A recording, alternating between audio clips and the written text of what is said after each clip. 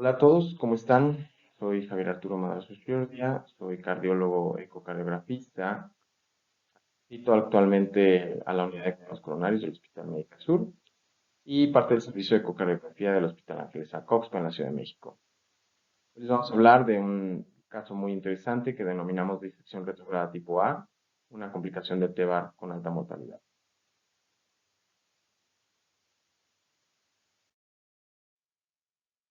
Estamos hablando de un masculino de 74 años de edad, sin antecedentes crónico-degenerativos y sin factor de riesgo cardiovascular de tabaquismo. El paciente era previamente sano antes del ingreso en esta ocasión al hospital.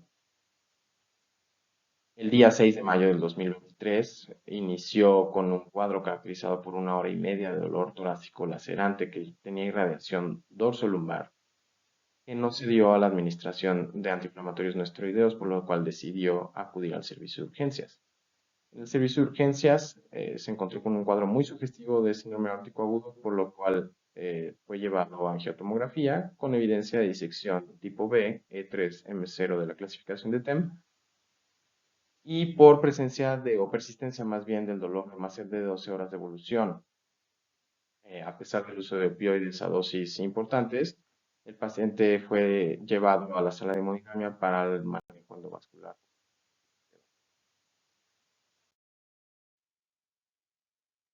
La tomografía que se realizó en el servicio de urgencias, en donde podemos observar el flap de disección que se origina posterior al origen de la subclavia izquierda, en donde podemos ver también que no hay una reducción significativa de la luz verdadera y el origen de los vasos, tanto mesentérica superior, inferior, renales y gonadales, vienen de la luz verdadera y la disección se extiende hacia la ilíaca del lado derecho.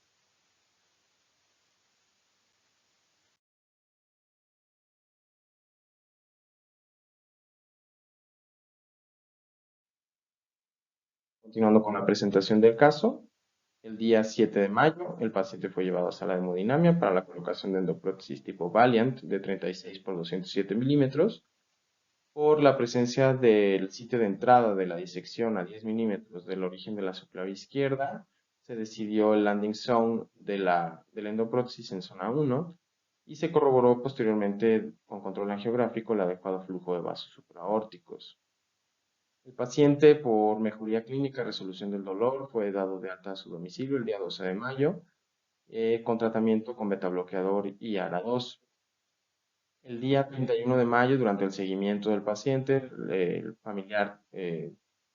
vio que tuvo un síncope como tal de características cardiogénicas sin pródromos,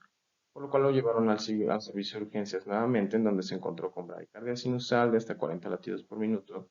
e hipotensión registrada inicialmente en 80-30, por lo que fue abordado por el servicio de cardiología y se inició vasopresor de manera inmediata y al tener recuperación de la estabilidad hemodinámica se le solicitó un ecocardiograma transtorácico para el abordaje del síncope en el servicio de urgencia.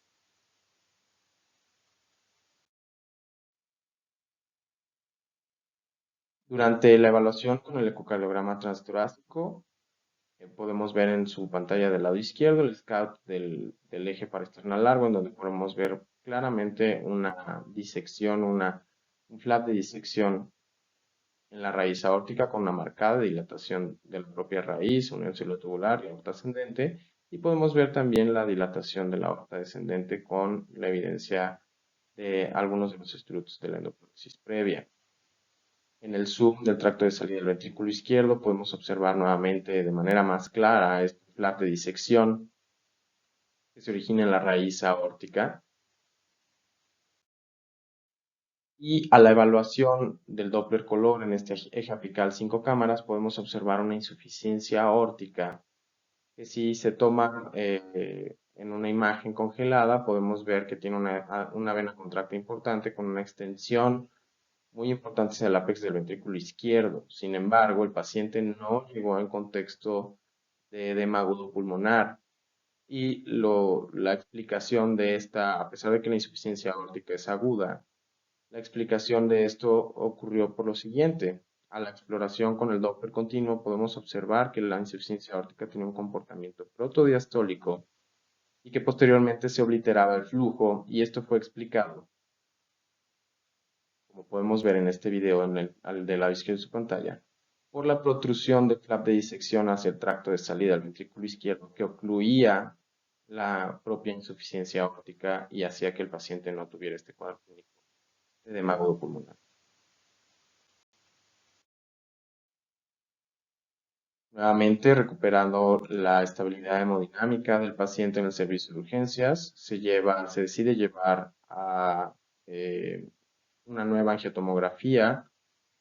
por la evidencia del flap de disección ya mostrado en el ecocardiograma, en donde podemos ver de manera inicial los siguientes hallazgos. Una dilatación del tronco brachiocefálico con disección del mismo y la evidencia del origen de un flap de disección en la porción proximal de la endoprótesis que se extiende hacia la porción proximal de la raíz aórtica con una obliteración prácticamente total de la luz verdadera, y que afortunadamente el origen de las arterias coronarias venía de esta pequeña porción de la luz verdadera, lo que ocasionaba que el paciente tampoco tuviera alteraciones de la movilidad y no tuviera un cuadro clínico sugestivo de síndrome coronario. Nuevamente la disección previa que ya hemos mencionado y la persistencia del origen de los vasos aórticos que se originan de la luz verdadera.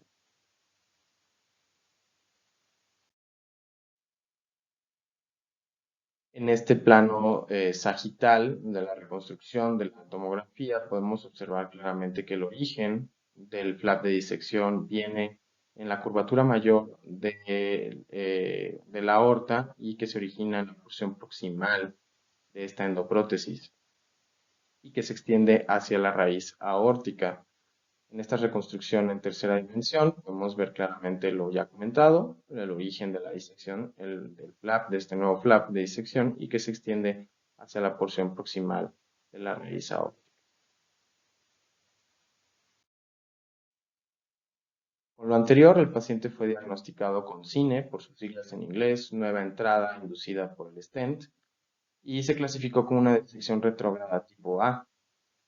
Se platicó inmediatamente con el servicio de cirugía cardiotorácica, por lo que se decide el ingreso a cirugía de urgencia. Sin embargo, durante la inducción anestésica, el paciente presenta un nuevo deterioro hemodinámico importante. Se realiza una ecocardiografía en el quirófano, en donde se evidencia la presencia de derrame pericárdico, derrame pleural bilateral y líquido libre en la pared abdominal, por lo que se diagnosticó una rotura aórtica y a pesar de 35 minutos de maniobras de reanimación y de transfusión de paquetes, el paciente fallece en el quirófano. Hablando ya propiamente de lo que es el CINE, en inglés Stent Graft Induced New Entry, sabemos que se puede clasificar como proximal o distal y que habitualmente en la literatura podemos encontrar los cines proximales referidos como disección retrógrada tipo A. En cuanto a las indicaciones de TEVAR, sabemos que puede ser ya sea por aneurisma de la aorta descendente, por hematoma intramural o en el contexto de disección tipo B, y que la lesión hacia la pared aórtica puede ser originada de manera proximal, proximal y distal o distal. Y justamente en el contexto de disección es en donde empezamos o tratamos este término de cine, ya sea tanto distal como proximal, que sea el que genere una nueva puerta de entrada para una disección. La disección retrógrada tipo A es una entidad descrita como poco frecuente, pero con alta mortalidad. La incidencia reportada en la literatura va desde el 1.3% hasta el 13.8%. Y la mortalidad reportada en dichas series va del 25 al 37%, con una media de tiempo de aparición de la disección retrógrada tipo A de 8.5 meses para esta complicación posterior a la colocación de stent. En esta serie de 854 pacientes seguidos a 3.5 años, los autores encontraron que de los principales factores de riesgo para la presencia, ya sea de disección retrógrada tipo A o de cine distal son la colocación de TEBAR en fase crónica, la presencia de síndrome de Marfan o colocación de TEBAR en pacientes con síndrome de Marfan,